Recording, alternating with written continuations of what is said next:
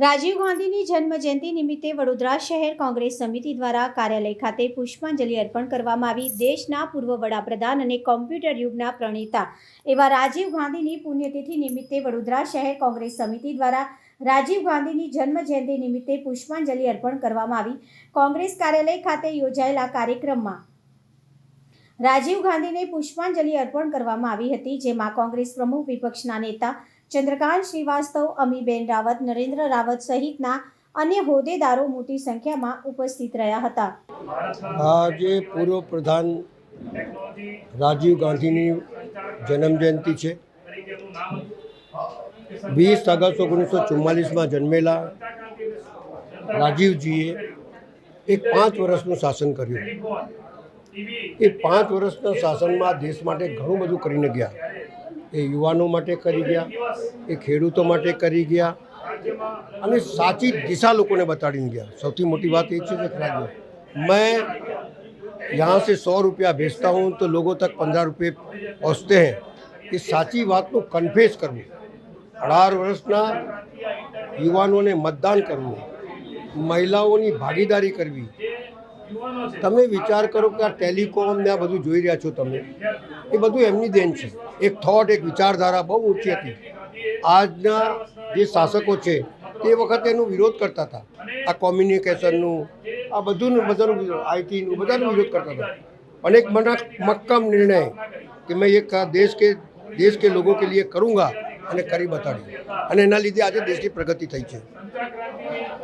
મારું માનવું છે કે દરેક વસ્તુની અંદર એમને જે આપ્યું છે, કારણ કે જ્યારે મહિલાઓને 33% ભાગીદારી આપવાની હતી ત્યારે હું એક સાક્ષી છું એનું।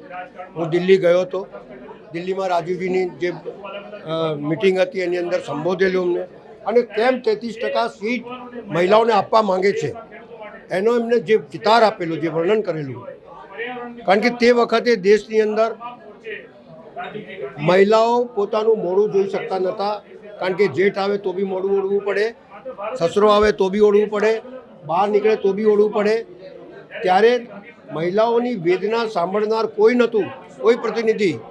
ત્યારે એમને કીધું કે મહિલાઓ को प्रतिनिधित्व देंगे तो वो उनकी बात को सुन सकेंगे, અને એ માટે એમને લોકોએ વિરોધ કર્યો, ઘણો વિરોધ કર્યો। હોય છતાં 33% મહિલા આપીને આ દેશનું ઉત્થાન કર્યું। યુવાનોને કઈ રીતે આગળ વધાવું, તો એમને ખબર હતી કે હું ચૂંટણી હારી જઈશ, તો છતાં પણ 18 વર્ષનો મતદાન યુવાનોને મળે એ એમના પ્રયત્ન હતા।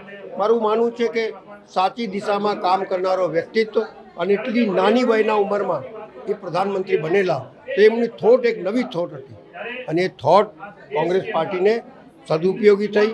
અને મારું માનવું છે કે કોંગ્રેસ પાર્ટીની થોટ, રાજીવ ગાંધીની થોટને લઈને આગળ વધવું જોઈએ, ઇન્દિરા ગાંધીની થોટને લઈને આગળ વધવું જોઈએ। લાલ બહાદુર શાસ્ત્રી, પંડિત જવાહરલાલ નહેરુ, સરદાર વલ્લભભાઈ પટેલ જે મહાનુભાવો થયા છે એ કંઈ ને કંઈ દેશને સમર્પિત થયા છે।